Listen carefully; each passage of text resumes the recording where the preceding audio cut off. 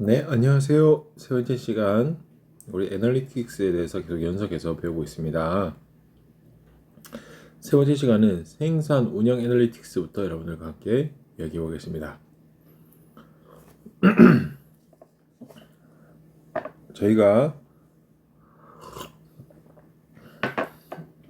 ICT 기술하고 제조 기술, 개인화 기기 이런 거 발달로 너무 많은 데이터가 생기고 있다는 거 여러분들도 이해하고 계십니다. 이런 대용량 데이터를 분석하는 업무는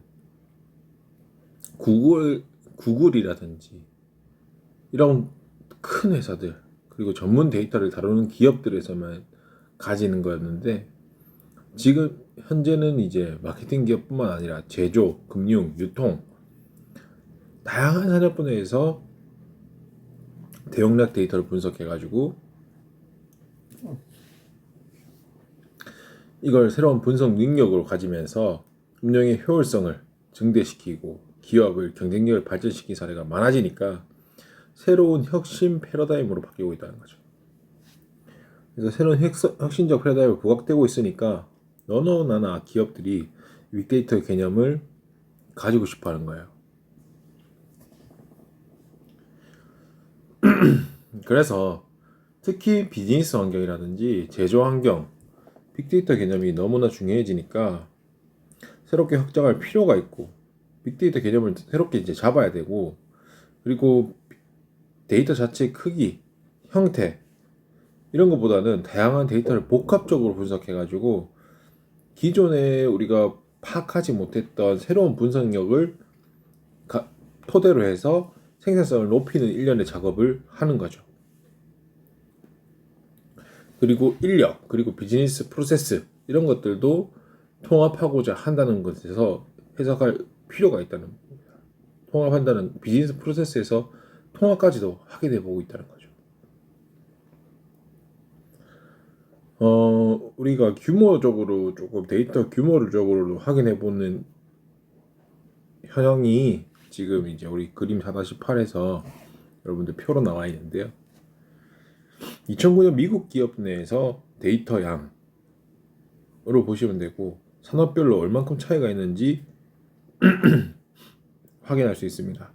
자동차나 휴대전화, 단말기 잘 안 보이시죠? 자동차나 휴대전화, 단말기 같이 단일 품목 제조하는 Discrete Manufacturing에서 제일 위에 있는 것들이죠. 966 페타바이트 가장 많은 데이터를 가지고 있다는 거예요. 화학 처리, 제조 산업도 694 화학 처리 제조도 694 페타바이트로 우리가 17개군을 데이터를 확인해 봤는데 네 번째로 많은 데이터를 가지고 있어요. 데이터 생산 면에서 제조업은 상당한 데이터를 보유하고 있다 라고 여러분들이 확인할 수 있다는 거죠. 제조업의 경우에는 생산 효율성을 효과적으로 측정하기 위해서 제조 영업 데이터, 고객 데이터, 제조 요청일, 제조 전반 흐름, ERP 운영 결제 정보, 물류 흐름 파악하는 SCM 이게 다 본격적으로 분석돼야 되는 거예요. 특히 반도체 산업이라든지 생각해 보세요. 반도체 산업은 엄청나게 고도화돼 있고 장비가 다 좋은 장비들이 들어가 있단 말이죠. 그렇게 된다면 얘네들 장비의 로그 데이터 이런 것까지 다 넣어야 되는데 너무 다양한 종류와 데이터 분석이 요구되는 거예요. 각각 다른 특성의 정형성을 띠고 있지만은 함께 분석한다고 생각해 보세요. 그러면 진짜 우리가 알지 못하는 상황까지 다 분석이 되는 거잖아요. 특히 요즘 실시간 재고 파악이라든지 스케줄링, 장비 로그 데이터, 실시간 모니터링, 장비 운영 개선, 실시간 데이터 활용 이런 것들로 해가지고 확장이 되는 거예요. 기존에 우리가 장비 실시간 재고 장비라든지 모니터링, 로그 데이터 바탕 이런 것들이 안 되고 있었는데 그렇게 되니까 실시간 모니터링까지 되니까 장비 운영 개선이라든지 실시간 데이터 활용까지 자동화 제조 운영의 새로운 패러다임을 들어오고 있다는 거죠. 그래서 빅데이터 특성인 속도 제조 데이터 활용 다 같이 되는 거예요. 그래서 빅데이터가 제조 산업의 생산성을 증진시킬 수 있는 기회로 작용하고 있다는 거죠. 그래서 여러분들 결과적으로 생각해 보셔도 빅데이터 애널리틱스 활용에 가장 효율적으로 적용될 수 있고 직접적으로도 가시적인 효과를 창출할 수 있는 분야가 제조 분야라는 거예요. 왜냐? 제조 경우에는 운영에 필요한 대부분의 데이터가 수치나 텍스트화로 데이터 정형화 저장돼야 되고, 다른 정형 데이터를 우리가 대부분의 데이터를 다 저장해야 돼요. 제조업 같은 경우에는. 그리고 우리가 해야 될 거는 이제 복합적으로 분석해야 된다는 거. 그런데 거기다가 우리가 이제 실시간 모니터링이라든지 뭐 영상 분석, 영상 정보 파악 이런 거 해가지고 비정형 분석 차지하는 분야는 작지만 같이 분석돼야 되는 거죠. 근데 제조업 같은 경우에는 대부분이 정형화된 데이터이기 때문에 타 산업군에 비해서 비정형 데이터가 많이 없고 정형 데이터를 통해서 빨리 분석을 시작한다면 생산성 향상에 있어서도 어떻게 했어요? 유리한 위치를 선점할 수 있다는 거죠.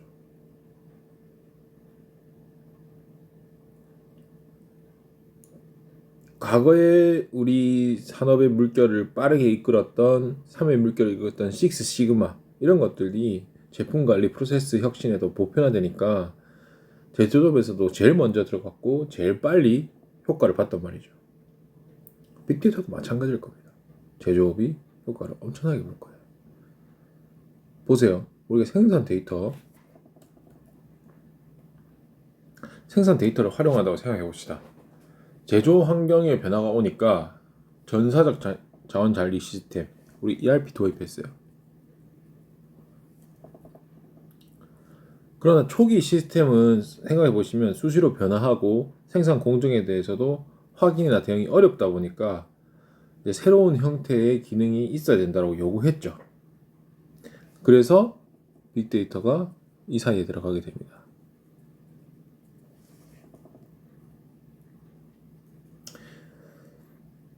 제조 정보 시스템으로 인한 제조 실행 시스템 해서 주문에서 생산에 이르기까지 과정에서 생성된 정보 전부 다 가지는 거예요. 그것들을 공정들마다 데이터 활용해가지고 공정들마다 데이터를 발생할 때마다 관리, 응답, 보고 이거 다 할 수 있게 하는 시스템이에요. 그래서 생산, 실행 관리 시스템인 거죠. 그래서 주문부터 생산까지 생산 실행 관리 시스템이 있어요. 생산 실행 관리 시스템. 이게 바로 MES거든요. Manufacturing Execution System이라고 해서 생산 계획, 자재 조달, 생산 관리, 원가 관리, 설비 품질, 품질 관리 이런 것들이 데이터 중심적으로 시스템이 된 거예요. 그렇다 보니까 이 내부에 있는 데이터들 이런 것들이 전부 다 데이터가 되는 거고 이런 데이터가 수집돼서 우리는 내부 생산 실행 관리에서는 데이터를 사용해서 발전하고 있는 거죠.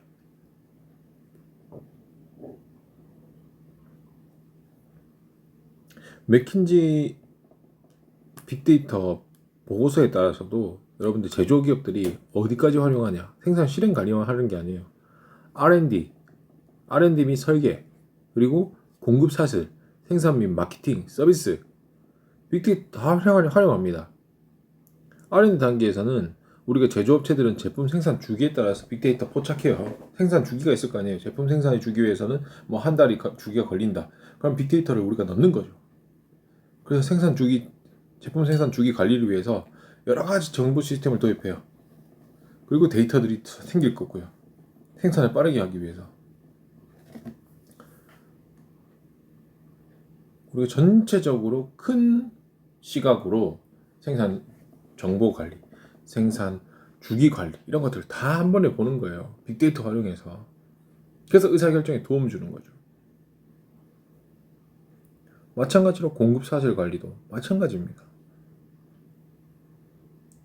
공급 사슬의 제조업체에서 판매되게 판매 촉진 관련된 데이터, 제품 출시 데이터, 재고 데이터 다 같이 분석해서 수요 예측하고 실시간으로 재고 관리하게 하는 거죠. 그 사이에 들어가게 될 기술들이 뭐 RFID, 사물 인터넷, 센서 기술 이런 것들로 인해서 데이터들을 축적시키는 거고 이미 효과를 볼 수 있다고 많은 분야들이 하고 있다는 거죠. 그래서 데이터 활용은 하고 있어요. 이렇게 여러 가지 분야에서. 그런데 이 생산 운영 분야에서 우리가 말하는 드디어 애널리틱스 사례가 나오는 거죠. 텍스트 마이닝 기술이 이제 우리는 발달하게 되고 애프터 서비스 관련해서 고객 불만, 사용 후기 이런 걸 우리 제품 개발에 사용하는 아이디어가 제시되고 있어요.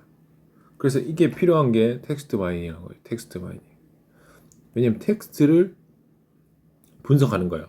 어디서? 여러분들 애프터 서비스 관련해서 나온 불만이라든지 후기 이런 것들을 이제 텍스트 마이닝으로 분석하는 거예요. 그래서 텍스트 마이닝 기법이 발전되면 발전될수록 고객이 느끼는 어떤 게 들어가냐? 감정,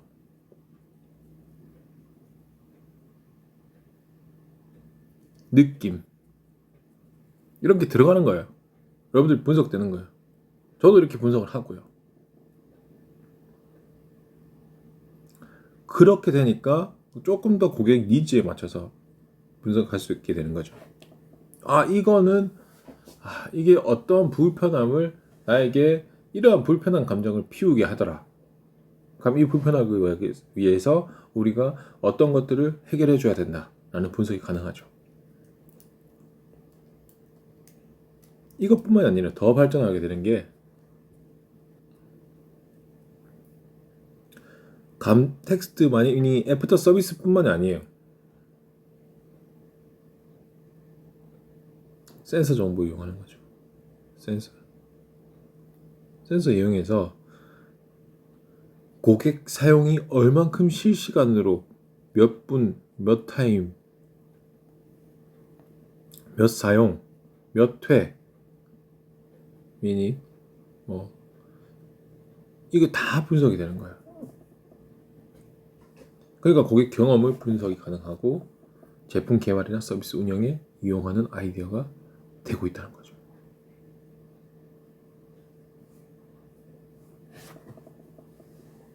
우리 책에 보시면 볼보 자동차에 나와 있어요. 실시간 센서 정보, 빅데이터 분석해서 볼보 자동차가 생각하는 문제점 선제적으로 대응해가지고 고객 신뢰 높였어요. 연비 감축, 실시간 교통 정보 결합 이렇게 해가지고 이런 것들을 사람이 바로 쓸 수 있게 해주는 거죠. 그러니까 텍스트 마이닝 기술이 발전하니까 여러분들이 느끼는 감정 느낌들을 알 수 있게 되고 거기다가 뭐까지 들어온다? 센서 기술을 활용해서 여러분들이 쓰는 시간, 분, 몇 회 그게 다 데이터 분석으로 들어가게 되는 거죠. 이렇게 발전하고 있는 거예요. 제조업에서도. 제조업뿐만이 아닙니다. 회계 재무에서도 특히 회계 재무에서 예전에는 회계 재무로 우리가 객관적인 판단을 했다는 거죠. 왜냐하면 회계나 기업 재무적인 결정은 기업 활동을 수치적으로 보여주기 때문에 대부분의 기업들은 이걸 기반으로 많은 의사결정을 했어요. 왜냐하면 이걸 했을 때 이 정도 비용이 올랐으니까 이 정도 가치가 올랐으니까 이걸로 해야 된다고 하는 거죠.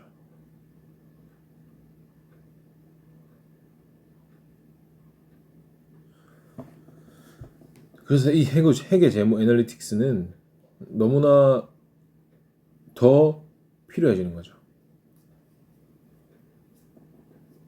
회계 정보, 재무 정보.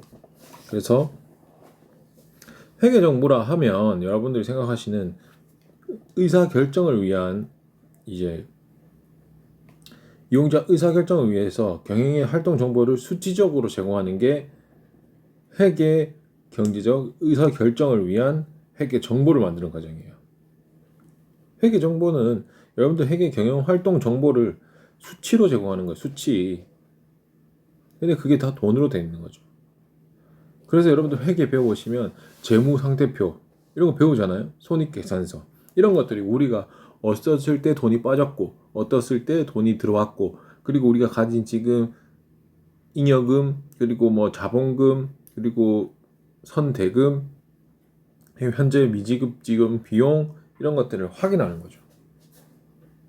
그래서 이 표시된 정보를 회계 정보라고 하는데 이거 회계 정보 이용해서 의사결정하는 이용자는 주주라든지 채권자라든지 노동자 많은 사람들이 이 회계 정보를 이용해서 우리에 대한 뭘 하겠어요? 의사결정을 하는 거죠. 그래서 그 기업을 알고 싶다면 회계 정보를 보유라고 할 정도로 재무제표 보고 손익계산서 보고 이런 걸 데이터를 볼 수 있다는 자체가 여러분들한테 큰 이득이 될 거예요. 왜냐하면 회계 정보는 가장 이용자한테 가장 정확하고 적합한 최신의 정보를 줘야 된다는 기본적 특징이 있기 때문에 여러분들이 인터넷에 공개된 기업 정보 같은 경우에 회계 정보가 틀린 게 있으면 무조건 회계 감사감이에요. 회계 감사는 법적 처리가 가능한 거고요.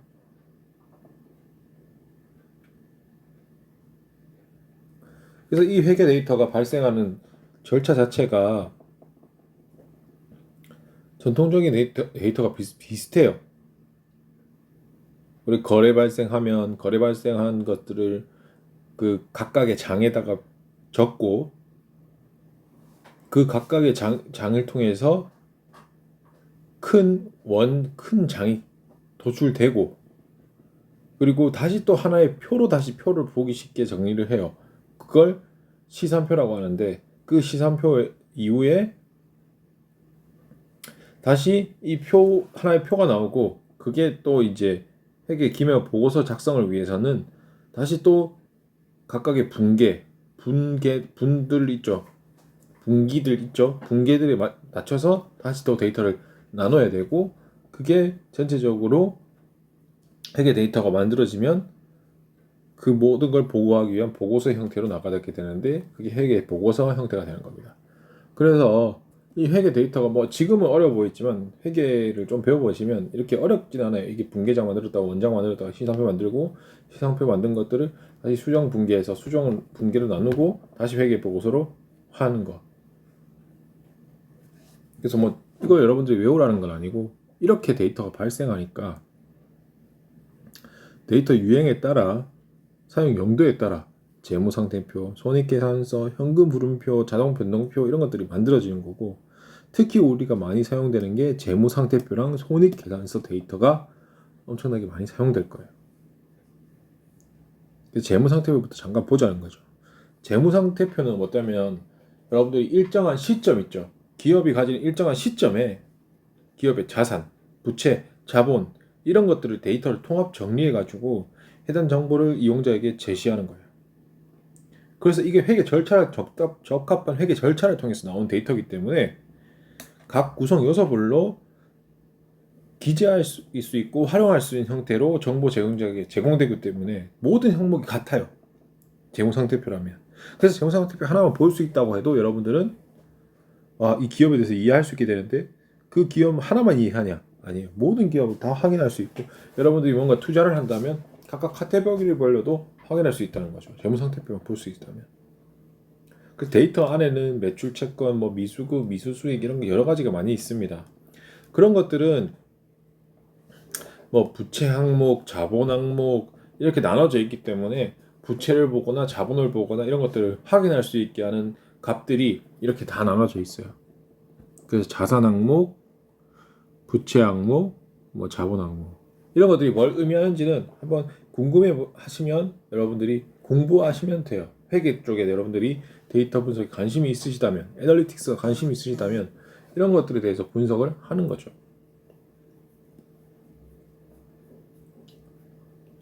두 번째가 손익계산서예요.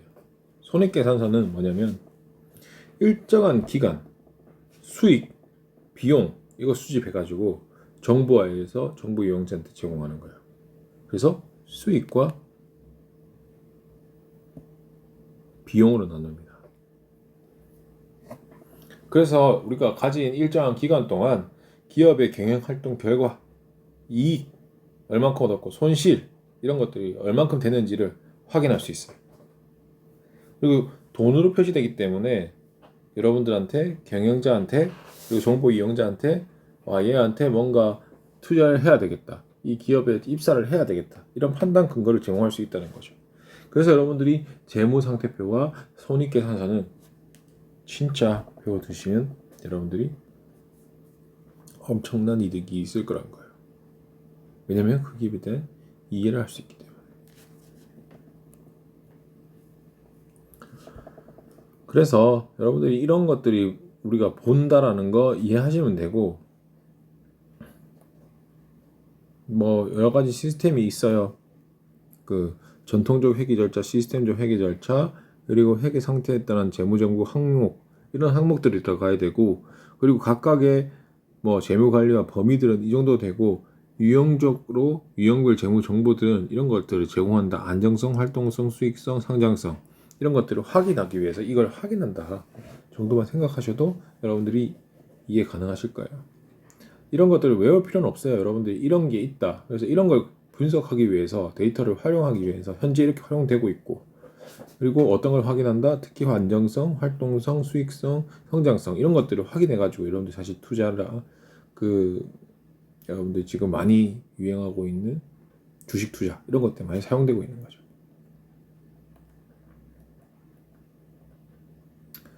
그래서 이 회계정보 애널리틱스는 기존에는 이제 회계 정보들을 다 수작업을 진행했어요. 그 데이터 수집, 저장, 처리, 분석 이런 것들은 다 수작업으로 했는데, 지금 같은 경우에는 어떻게 한다? 회계 정보 시스템을 이용한다는 거죠. 회계 정보 시스템을 이용한다는 자체의 말 자체가 무슨 말이다? 데이터화 되고 있다.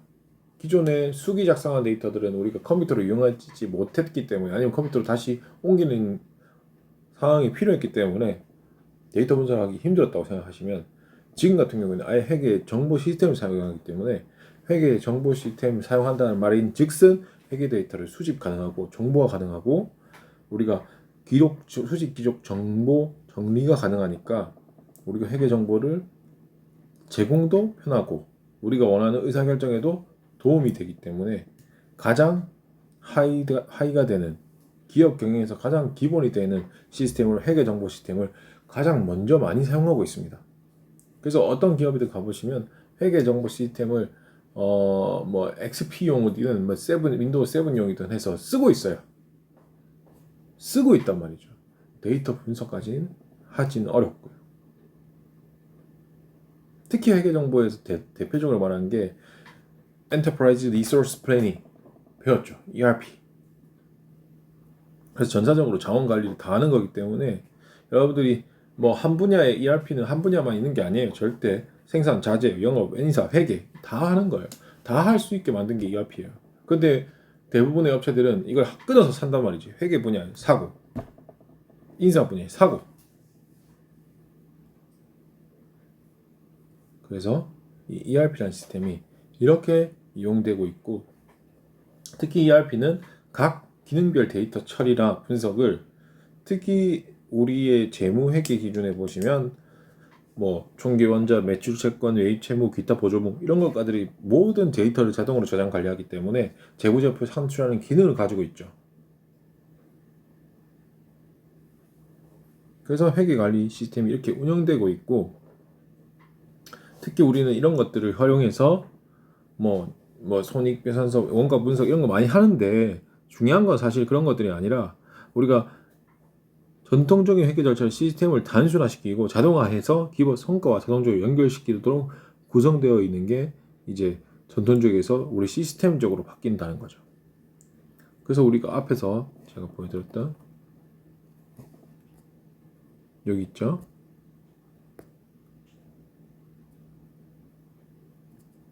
전통적인 거와 다른 게 기본적으로 이런 것들이 나오기 위해서 우리는 시스템적으로 완전 바뀌게 되는데, 시스템이 바뀌는 게 재무회계, 세무회계, 고정자산관리 회계, 지급관리 이런 것들이 이제 다 입력되면 전체적으로 진행되고 자동적으로 연결되도록 하는 거죠. 기존에는 하나씩 다 해야 되는 거고.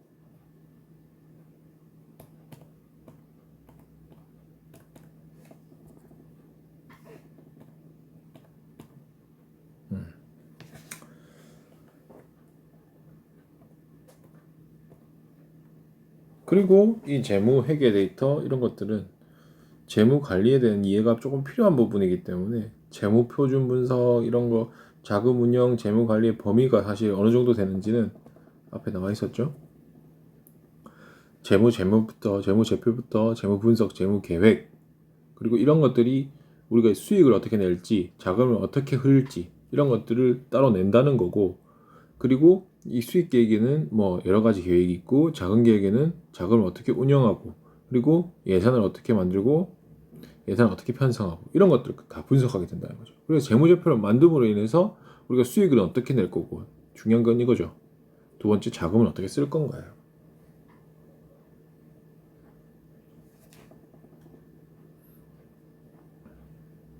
그래서 여러분들이 이런 부분에 대해서 재무제표들이 왜 도움이 되는지, 이렇게 줄어들지가 않네요. 이해가 여러분들 조금 더 되셨을 거라고 믿습니다. 그거 외에는 이제 여러분들이 조금 더 보자고 하는 것들은 뭐 회계 재무 애널리티스 사례인데, 그 이제 빅데이터를 활용해서 우리가 재무 회계 이런 것들은 특히 이 조기 경보 시스템,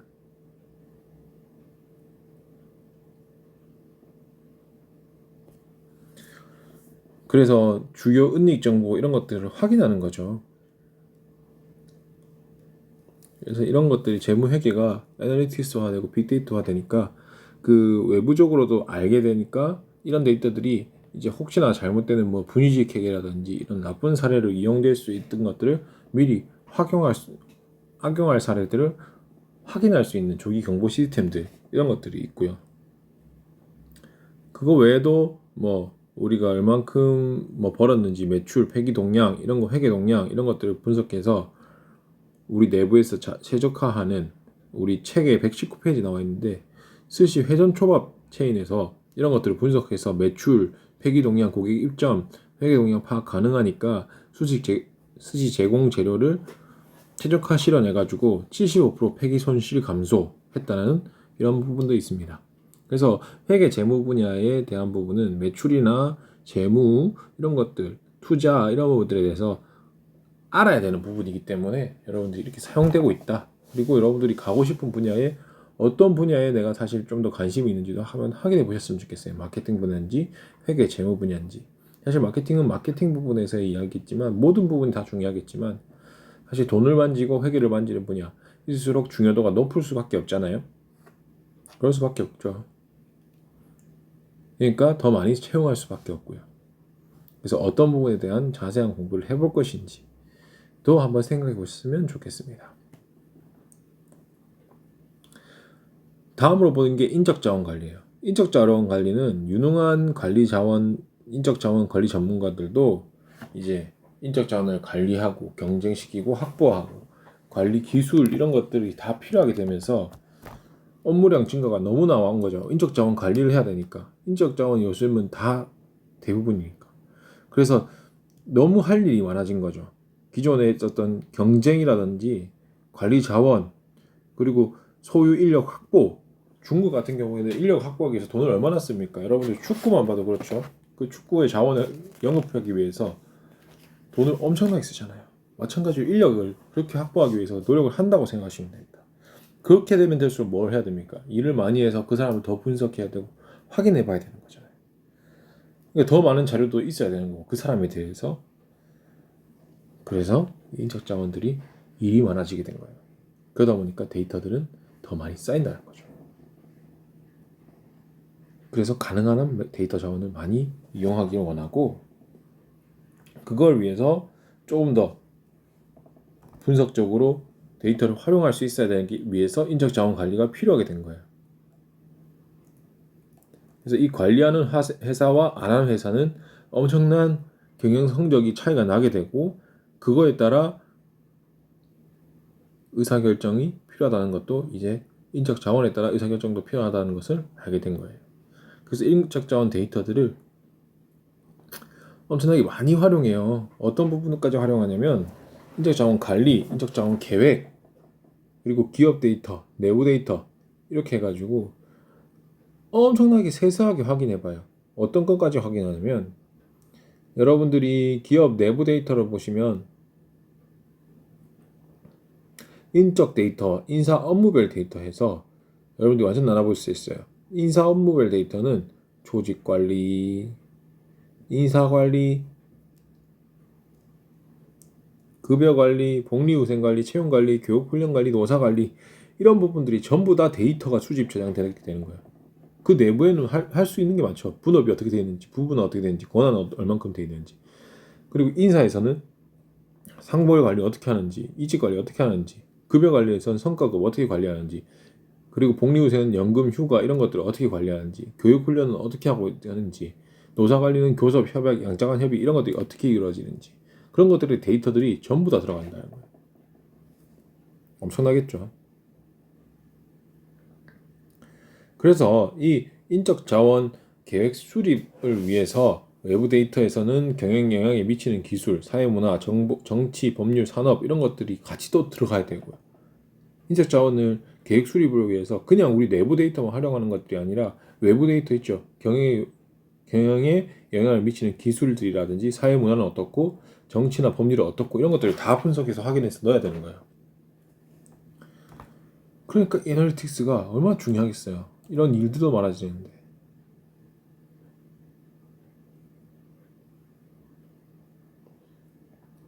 그렇다 보니까 이 인적 자원 관리의 필요성도 많이 느껴지게 됐고, 이런 인적 자원만 관리하는 데이터 분석, 빅데이터 분석들이 많이 필요하게 되는 거죠. 그래서 우리가 배워봤던 게 뭐 델파이 비법, 명목 집단 기법 이런 것들로 해놨고, 정성적 기법 분석도 예전에 해본 적이 있어요. 하지만 빅데이터 분석에서는 이런 많은 데이터들이 필요하고, 이런 인적 자원 관리를 위해서 조금 더 요구가 되고 있다는 거. 그래서 어떻게 요구가 됐냐면, 영화 그 머니볼, 여러분 추석 때 한번 보세요. 머니볼이라고, 그 오클랜드 애슬레틱스 단장인 실화를 기초로 만드는 영화인데, 100년 동안 야구 선수의 가치, 이때까지는 정형적 데이터인 타율 이런 거에 기초했는데, 새로 부임한 당장은 뭐냐, 출루율 같은 새로운 방식의 다양한 데이터를 넣은 거죠. 그걸 기초로 해가지고 선수 투입하고 스카우트 운영 비용으로 해서 아메리칸 리그 서부 1위를 만들었다는 게 그 머니볼 영화 내용이에요. 사실 이러한 일은 국내 야구에서도 이루어졌는데, 넥센 팀이 제일 잘했다고 이야기하고 있어요. 2014년에 빅데이터 활용했고, 그걸 해서 적재적소로 데이터를 활용해서 배치했고, 신생팀이었는데도 준우승을 한 것들에 대한 사례, 이런 것들이 인적 자원 데이터를 이용해서 했던 사례입니다. 그래서 여러분들이 이건 좀 찾아봤으면 좋겠고, 여러분들 영화도 한 편 봤으면 좋겠고 하는 내용들입니다. 그래서 지금 보시니까 그 업무에 대한, 기업에 대한 빅데이터 활용이 너무 많죠. 회계, 재무, 인적 자원, 마케팅, 생산, 이런 부분에서 전부 다 빅데이터가 필요하게 되는 상황이고, 그런 데이터들이 어떻게 쌓이는지까지만 제가 얘기를 드렸고, 그 데이터, 쌓인 데이터를 어떻게 진짜 자세하게 활용하는지는 진짜 여러분들이 공부를 해보셔야 되는 장면이고, 그래서 여러분들이 이 장을 배우시면 빅데이터 활용을 위해서 내가 빅데이터에 관심이 있다면 어떤 분야에 좀 더 치중을 해봐야 되겠다. 사실 한 분야만 여러분들이 하셔도, 한 분야만 제대로 해보셔도 2, 3년 뒤에는 다양한 분야에서도 여러 가지 분석 기법을 활용해서 여러분들이 사용하실 수 있을 겁니다. 그러니까 지금은 여러분들이 관심 가는 분야에 대해서 먼저 한번 파봤으면 좋겠어요. 그래서 세 번째 시간까지 해서 우리가 진짜 기업에서 현재 빅데이터에서 어떤 카테고리로 나누어서 사람을 활용하고 돈을 쓰고 비용을 쓰고 어떤 데이터를 넣는지, 지금 말한 데이터 수만 해도 몇 개예요. 한 수백 가지가 되잖아요. 그렇게 생각하시면서 와, 이렇게 써야 되겠구나, 이렇게 필요성이 있구나라고 이해하시면 됩니다. 여기까지 해서 여러분들이 기업의 빅데이터 활용 여러분들과 이야기해봤고요. 추석을 보내는 주니까 추석들을 잘 보내시고, 조금 더 여러분들이 저는 부탁을 드리고 싶은 거는, 내가 생각하는 데이터들 그리고 이런 것들까지 데이터 되는지 한번 생각해봤으면 좋겠어요. 그냥 마케팅에서 내가 인터넷 서핑 하면서 이런 데이터까지 얘네들한테 들어가겠구나. 뭐 생산, 제조 이런 것까지는 잘 여러분들이 와닿지 않겠지만, 마케팅 분야 같은 경우에는 엄청 와닿을 거예요. 여러분들이 맨날 보이는 게 웹서핑에서 보는 마케팅 사례들이니까. 그러면 여러분들이 가장 최근에 해봤던 마케팅 사례 이런 것들을 생각해 볼 수 있죠. 뭐가 있을까요? 여러분들 프로모션에 직접 지원해봤던 사례라든지 그걸 하나 같이 적어주시면 좋을 것 같아요. 이렇게 해보는 거죠. 여러분들이 이번에 과제 하시면서 우리 제일 끝장에 문제 있죠? 문제 푸시는 거는 그냥 풀어보시면 되고, 그 문제 풀어보시고 틀린 건 한번 혼자서 공부해 보시고, 이번에는 그냥 파워포인트나 뭐 한글 한 장으로 여러분들이 가장 최근에 지원했던 뭐 한번 마케팅으로 지원해봤던 아니면 내 데이터를 넣어봤던 사례 이미지 캡처하시고, 그 캡처에 대해서 얘네들이 어떠한 데이터까지 확인하는지 한번 여러분들 나름대로 생각을 하셔가지고 밑에 한번 적어보세요. 그래서 애널리틱스를 어떻게 운영할지를 한번 생각해보세요. 얘네들이 그리고 마케팅 사례로 제일 쉬우니까 여러분들이 한번 해봤으면 좋겠어요. 가장 최근에 프로모션, 내가 마음이 동해서 해봤던 프로모션, 내 가치를 줄 수 있다고 생각한 거거든요. 그 프로모션에서 내가 어떤 정보까지 줬고, 정보가 이 기업에서 어떻게 활용되겠는가를 한번 생각해 보세요. 그래서 종이 한 장으로 해가지고 여러분들이 그걸 과제로 내보시면 좋을 것 같아요. 어렵진 않잖아요. 여러분들 해보신 프로모션이니까 그거 가지고 생각해 보는 게 되게 중요하거든요. 그러면 이거까지 해서 여러분들 세 번째 시간 마무리하고요. 과제는 제가 정리해서 한번 올려두도록 하겠습니다. 그래서 여기까지 할게요. 고생하셨습니다.